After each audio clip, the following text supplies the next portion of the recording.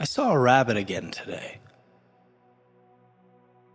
Wow, a rabbit. Groundbreaking. Okay, you laugh, but it means something to me. Every time I'm on the verge of doubt, I swear one shows up. It's quiet, simple, but in that moment, I know I'm on the right path. The right path? Dude, you've been wandering for years. Call it what it is, lost. The rabbit didn't save you. It won't save you. It can't save you. This is not working. Maybe you forgot what it means to trust something before it makes sense. To build without applause. To keep going when the map is gone but the compass still points forward. Trust something. Yeah, that was easier when the numbers were rising, when people cared, when you mattered. Now you're a shadow, chasing old echoes, clinging to memories like they're momentum. You think it's about being seen? It's never been about the stage, it's about the message. And that message still burns in me. Hotter than it ever has. Then why does it feel like you're dying with it? Why are your ideas heavier than ever? Why does every step forward feel like pulling the entire world behind you? Because that's what it means to grow. You carry what others can't see. You feel what they're not ready to understand. That weight you talk about, it's proof you're still in the game. Or maybe it's proof you're just too stubborn to quit. Maybe you've confused belief with delusion. Maybe this isn't growth, maybe it's resistance to life, to reality, to change. No, it's resistance to settling, to giving up the one thing I was put on this planet to do. You know what failure is? It's not falling short. It's sitting across from yourself and lying.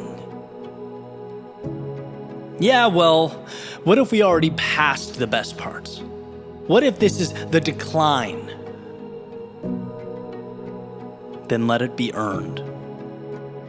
Let the descent be fought for. Let me collapse at the finish line, not walk away from the race. But aren't you tired? Of course I am. But tired does not mean done. Tired means I'm alive. It means I'm doing something that matters. Even if it breaks you? Especially if it breaks me. Because on the other side of broken is rebuilt. The phoenix rising from the ashes. On the other side of doubt is conviction. And on the other side of fear, well, is a rabbit. You really think that means something? I know it does. Because I choose to let it mean something. And isn't that what belief is? Choosing meaning when the world gives you none? Then what now? We're here. 2 chairs, a setting sun, no audience, no applause, just silence and shadows. That's all you have. Then we sit. And we speak and we remember that this is the fight. The moment between quitting and continuing. And I'm choosing to continue. Because belief doesn't wait for permission. It doesn't wait for certainty. It sees a random rabbit in the desert and says, I am right where I need to be. Yeah? And if you're wrong, then I'll be wrong honestly. With every step forward, with every word spoken, with every chapter written in the dark. Because the only thing worse than failing is never believing enough to try. It's letting go with the world at your fingertips, a blank canvas and a brush in your hand. You see just a rabbit. I see a reminder that the infinite is waiting.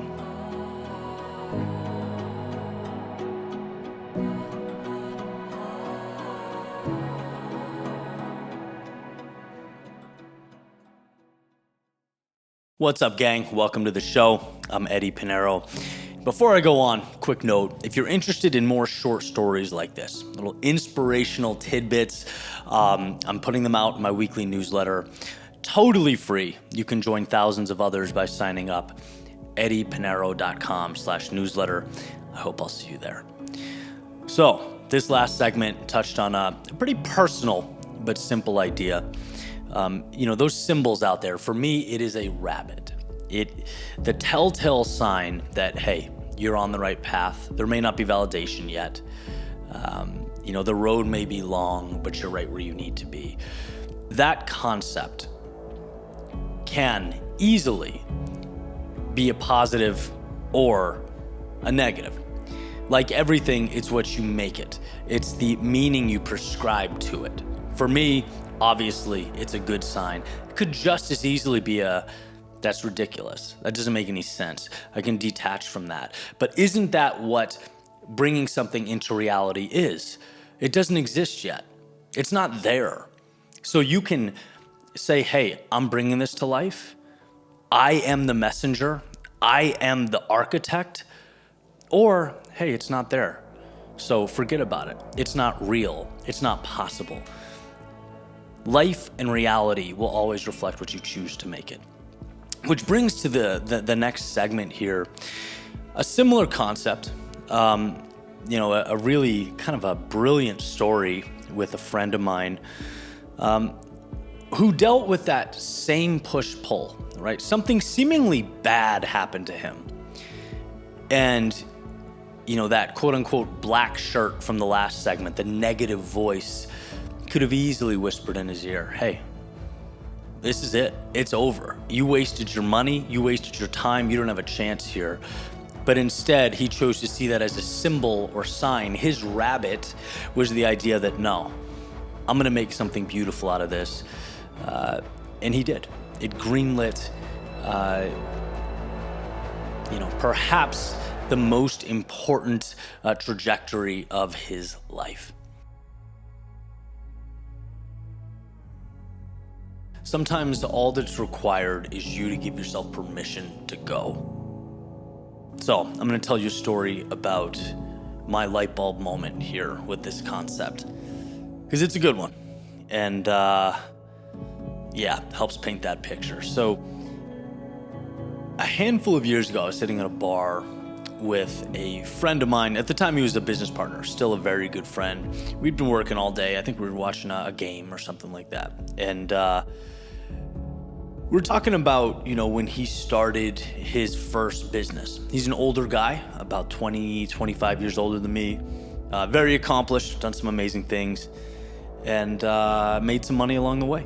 And so I always, when I can, like to pick his brain and hear about the process. And he said, do you want to hear about the first big investment I made with my company? And I, of course, said, absolutely. I'd love to hear that. He says, okay. So long story short, just kind of starting out, 1 foot in the water.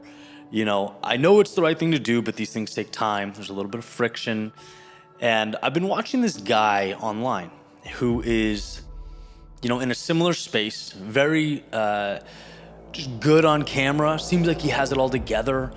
Creates very good content, has a team. It was all the things I wanted. And so I inquired and, emailed, checked out his website, and I found out that he had this job shadowing program where you fly to his place, and you'd kind of just follow him for a day. You see his routines, how he runs his business, who's in his world, how he manages his employees, all this stuff. And he says, Eddie, there was a catch though. It was incredibly expensive. And at the time, I didn't have the money. So it was a very, very big decision. And when I say expensive, I won't tell you the number, but it makes me like twitch. It's a lot of dough. And the thing about this guy is that when his heart is set on something, he goes, right? So this is right on brand for him. He somehow scraped together the money. However he could, cleaned out his accounts, paid, took a flight across the country, showed up at this guy's place, and did the job shadowing.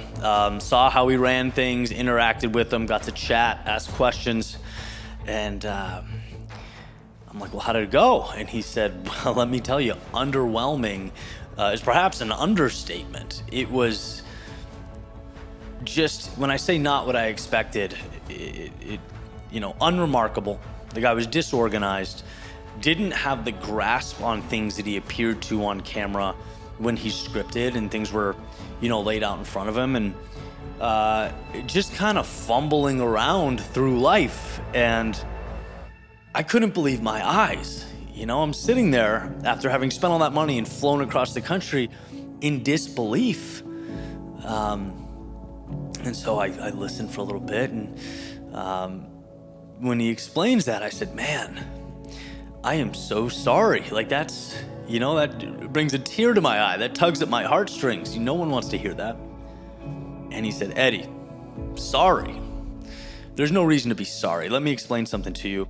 He's like, that money, talking about, when he started money, his first business. He's an older guy, about 25 years older than me, because I learned, quote, if that clown could do it, so could I. And man, that just hits. It's so funny to me how it wasn't information he needed at that point in time.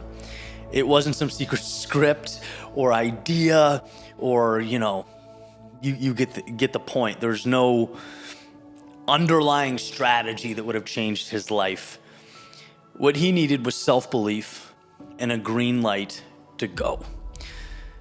And I can take that concept and inject it into so many phases of my life. And I know you on the other end of this camera can as well. So much of the time, I think we're looking for the wrong things. I think it's that simple.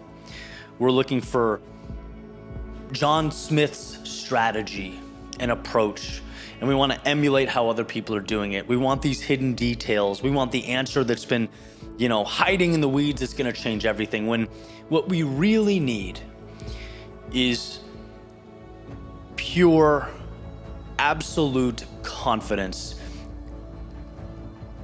in our own ability to get things done, to know that we can do it. Because the universe doesn't tell you that. As much as I wish that were the case, there's never a path that just miraculously opens up like Moses in the Red Sea. It's just not how the world works. Life is messy. It's disorganized. There's doubt around every corner.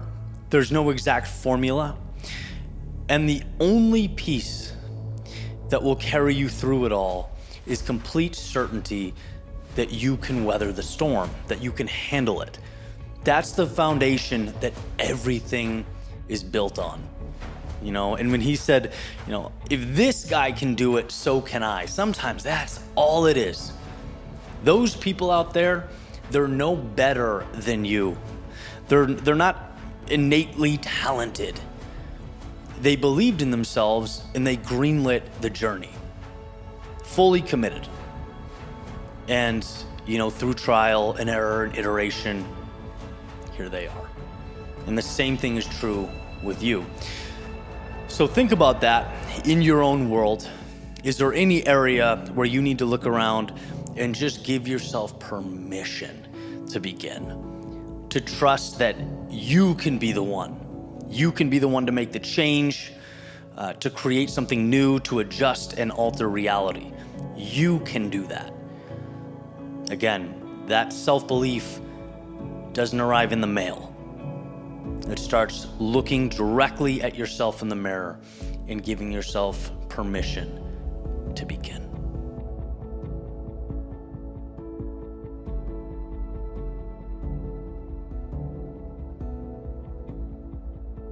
All right, I'm digging deep here. This is one of my favorite speeches, maybe my favorite ever written. And I've been doing this for a long time now, about 11 years. I don't think anything encapsulates the emotional roller coaster that is growth better than this, right? Just feeling the weight of the world, like you're running in place, right? And the idea here, as you'll see very shortly, is, look, it's easy to be your biggest critic. Everyone is. Everyone's hard on themselves. You know, that negative chatter, it's always there if you want it. But I need you to be there for you, right? Can you show up for yourself when it matters most? When you're tired and things feel like absolute hell, will you be there for you? This next video is called Make You Proud.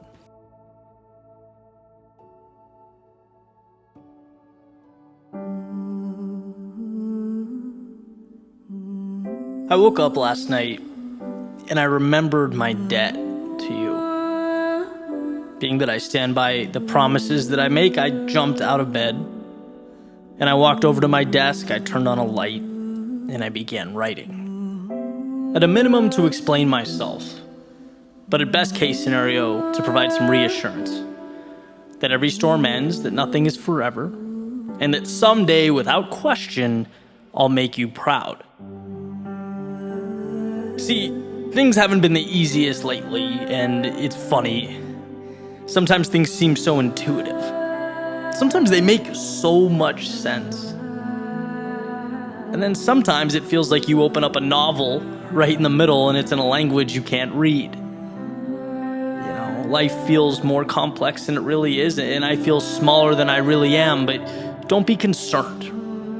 I've fought my way through worse. I promise you, you'll be satisfied with the result. And yeah, you might have noticed that sometimes I face the obstacle of juggling two sets of standards. You know, two definitions of success, mine and the world.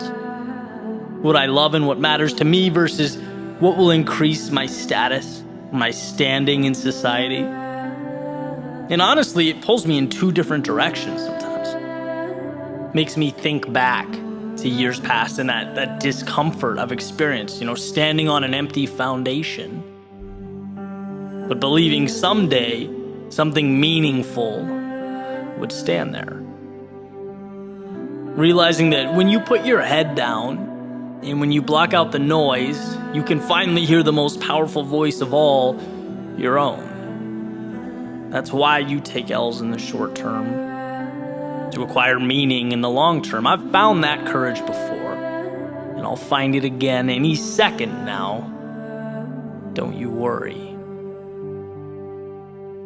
And sure, you know, you might have seen that every once in a while I forget about life's abundance. I mean, I just do. I know it's true, but it feels sometimes like the world pushes me to forget. You know, I start comparing myself to other people, and I start thinking about what I could lose, what people might say, about what could go wrong. And it's like, sure, I know I'm the gatekeeper to my own mind. I understand that. In fact, I cherish the idea. But I guess sometimes doubt catches that gatekeeper napping and slips through. I always catch him eventually, though. I've had doubts before, and really all I did was keep moving by them. Kind of like that time I went snorkeling in Key Largo. You had to make your way through this jellyfish field to see an underwater statue. My first thought was, this is crazy.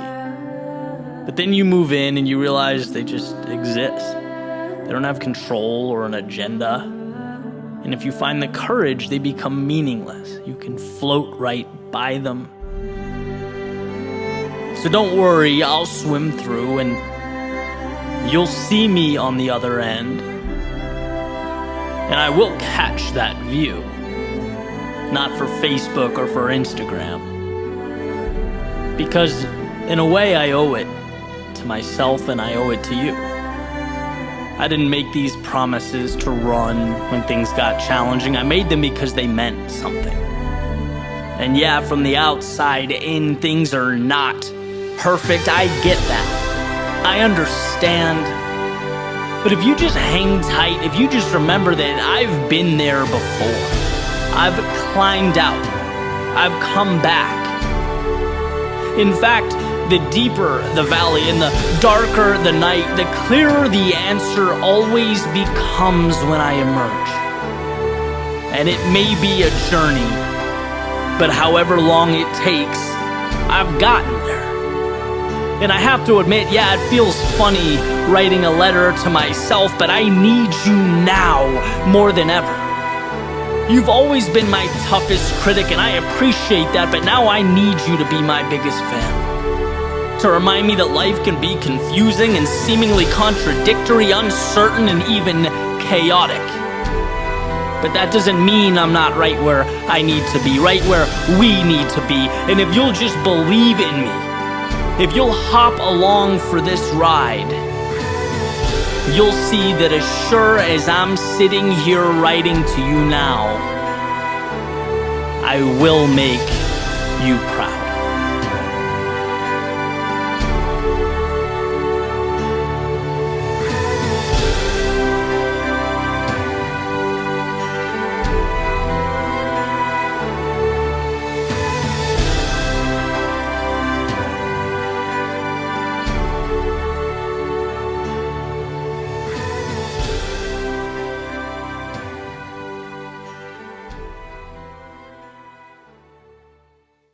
So moving right along, this next segment touches on something just as critical: the decision to begin.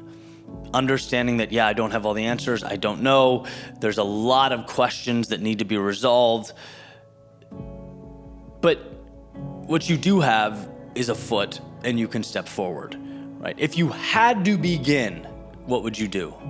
Well, I don't have to begin. Yeah, but if you did, what would you do? That's your starting point.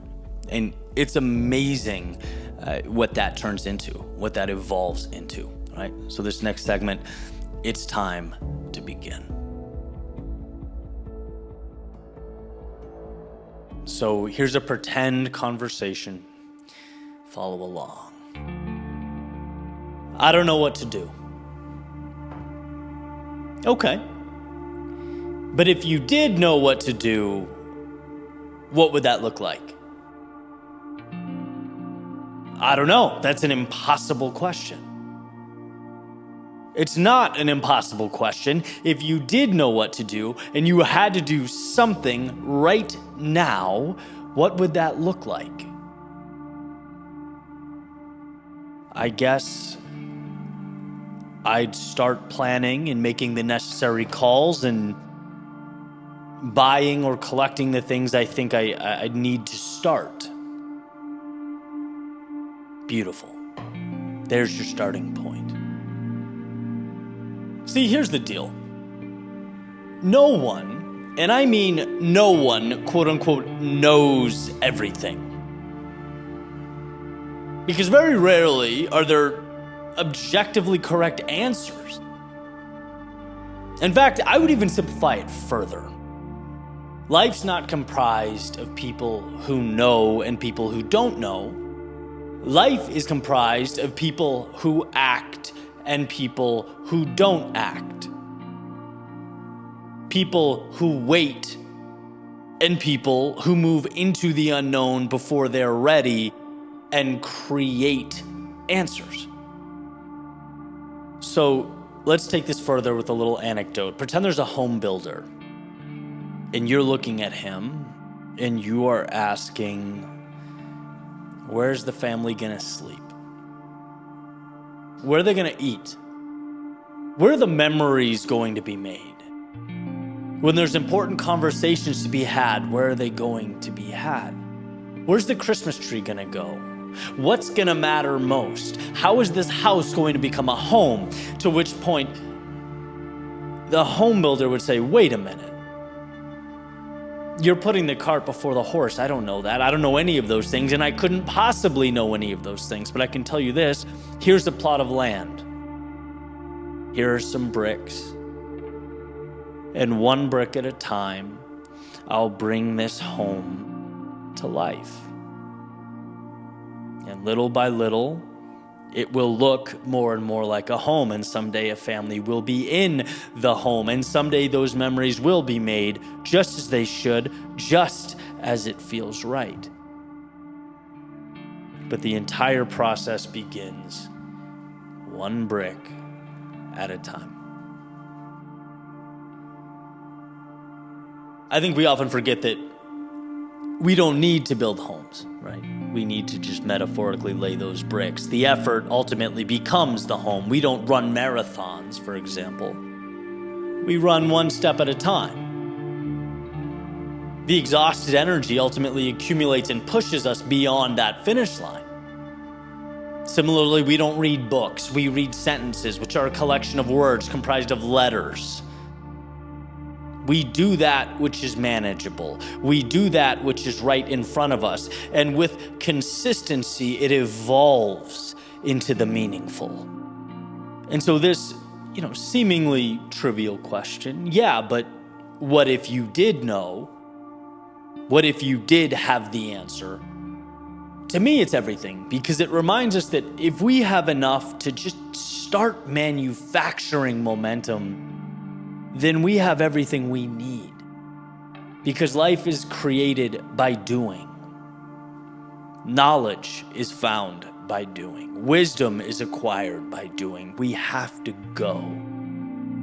And history shows us over and over again that this is the case. You take some ideas out of thin air, right? It's Edison with the light bulb, iteration after iteration after iteration. It's Lincoln. The pain and suffering, coming from failed political campaign after failed political campaign. Just knowing something was there, but not how it would work out or how those dots would connect. It's Jobs and Woz, in a garage, building a Mac, having no idea what it would evolve into. One of my favorite books, Hatching Twitter, talks about the founders in a room when it was a radio app. What's this going to do? They all have different ideas, different beliefs, different thoughts, but they just kept going.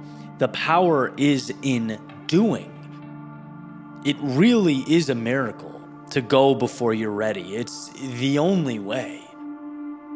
And again, I use these folks as examples, not because they themselves are extraordinary, although certainly impressive people, but I use them to show the magnitude of what that action and self-trust became. We look around and see these things that have been embedded into our everyday lives, right? There's so much certainty tied to them now because we see them every day. They're life. And we often then assume wrongfully that these things were always definitive and clear, right? That they always belonged there, or their fate was certain. Their existence signifies the opposite. It's like sheer will to lay one brick down after another, to adjust, pivot, and evolve. Until that magic was created, until reality looked a little different than it used to. And so, again, this little mental adjustment, right, of I don't have the answer, I'm not sure, to, okay, but if I did, what would it look like? If I had to do something, what would that be? That adjustment in mindset really is a gift because it pushes you through the door, right? There's an idea that almost all decisions are reversible. And when you think about it, very rarely do you do something that either one, can't be changed if it's wrong, or two, brings you to where you're supposed to be incrementally, right? It's like going solves itself. It's not going that you can't fix. It's staying in and looking at life through the window that kills you. It's stagnation that you cannot change. But going, you can fix or adjust or pivot or evolve. Going plants the seed. And I'm not saying, this from a place of like, guys, I've cracked the code, it's easy. No. It's simple, but it's certainly not easy. In fact, I have to force myself to go through hesitation and internal resistance you would not believe. But what helps me is knowing, hey, your feet need to be moving. Scared, unsure, lost, whatever, find a way. And the beautiful thing is, through momentum, our issues entirely resolve themselves. When we're in motion, we are building, we are correcting, we are growing. Immobility is the enemy, not falling down. So sure, maybe you don't know what to do, but if you did, ask yourself what that might look like.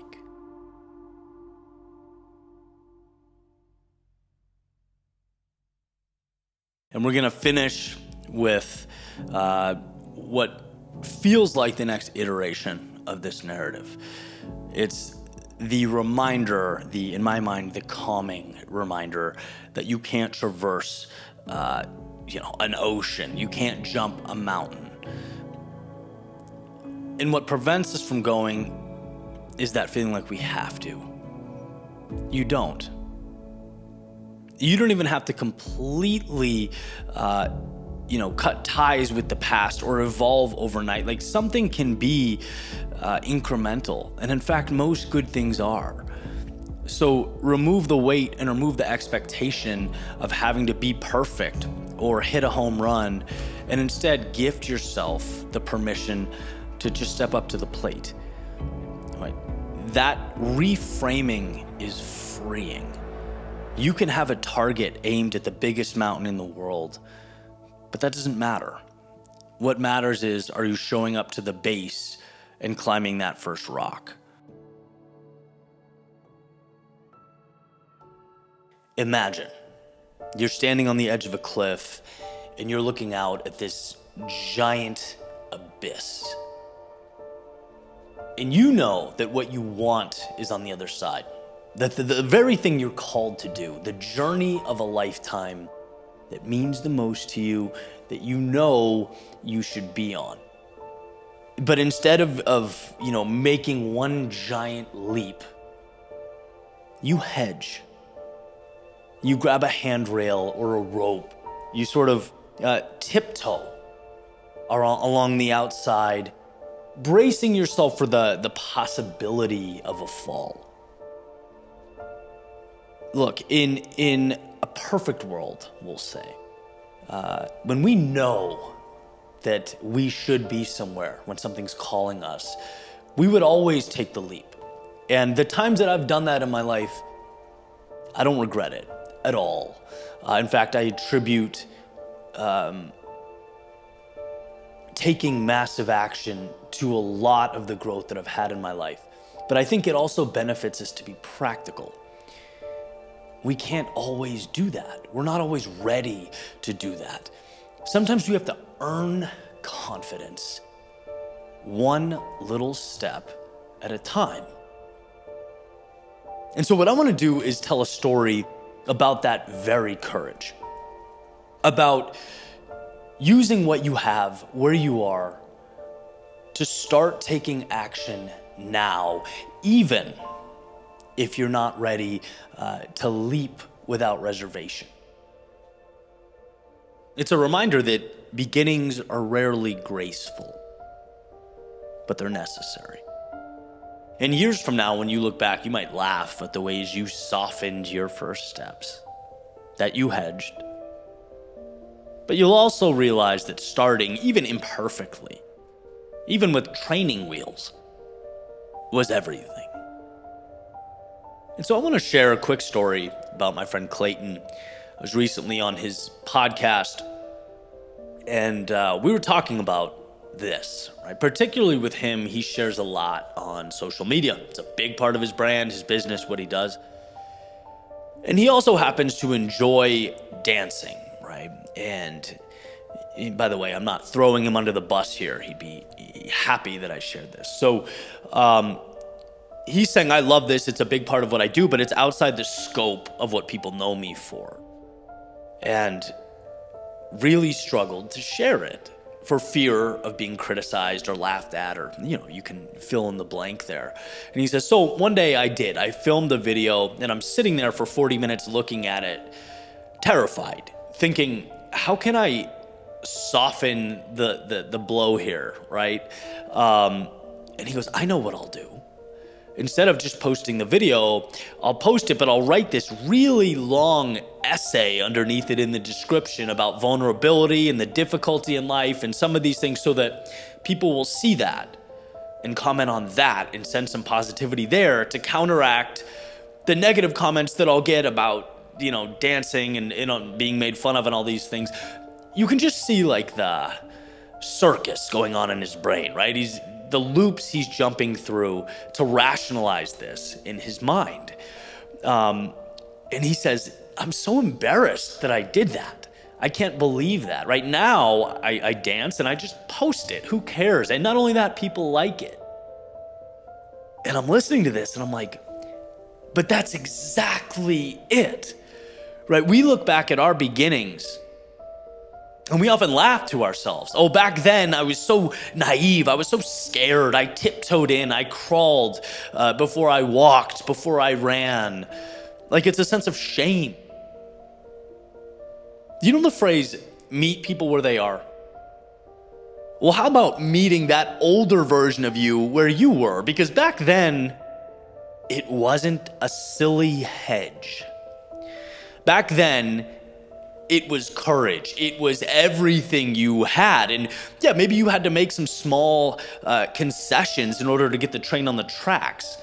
You had to go the roundabout way. In a perfect world, would you have just dove in? Would you have just shared yourself with the world and said, whoever doesn't like this, oh, well, it's not for you?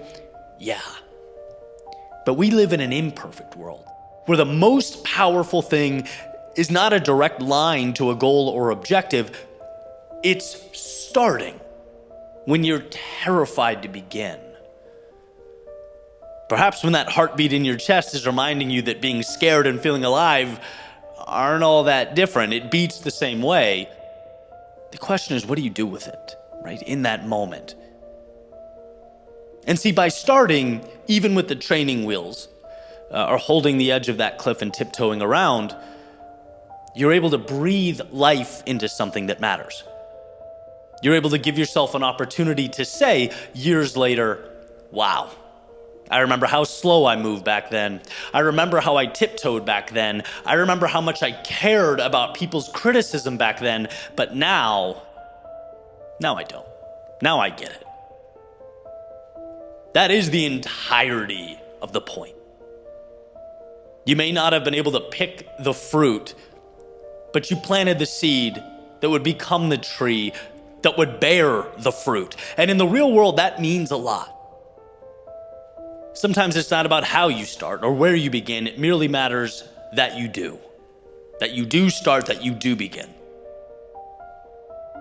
I'll never forget a quote that Jim Quick shared. It said, when all you have is 40%, 40% is 100%. And I've spoken about that in a few different contexts in the past. I think it applies here beautifully. Because time passes. And Clayton, for example, could say, man, I was operating at 40% back then. No, my friend, you were operating at 100% back then, because that at the time was the obstacle in front of you. Simply starting was the ocean you had to cross, and you did. And what's interesting to think about is you, right now, are that person your future self someday will look back on and smile at. Oh man, I remember that version of me. I remember being scared, slow. I remember not knowing. I remember feeling stuck and lost and insecure, but guess what? I found the courage somewhere to set sail. Ill-equipped, ill-prepared, and in that moment, at that time, that was my Everest. So my friends, here we are. And I pose this question: what will you give life to? What is it in your soul you want to share, to explore, to give to the world, but you're sitting back thinking, I can't, because I don't have all the answers. This is too big or too much. Now is a good time to remind yourself that it can be ugly. It can and it should be something you laugh at down the road. You should smile at this novice version of yourself beginning a journey completely foreign to you. But the key word is beginning. Give yourself the gift of an imperfect launch into the ether. Let your world expand to places you've never been and things you've never seen. Give yourself that gift in all its imperfection, because going through the imperfection is the perfection. Give yourself the gift of someday laying back, closing your eyes, imagining the starting line and saying, thank God I did whatever I had to do in order to put one foot in front of the other. That little footstep, that hedge, that tiptoeing around the canyon, it was a leap. It was traversing the ocean. And so, because you found this courage, ultimately, a door opened to the infinite.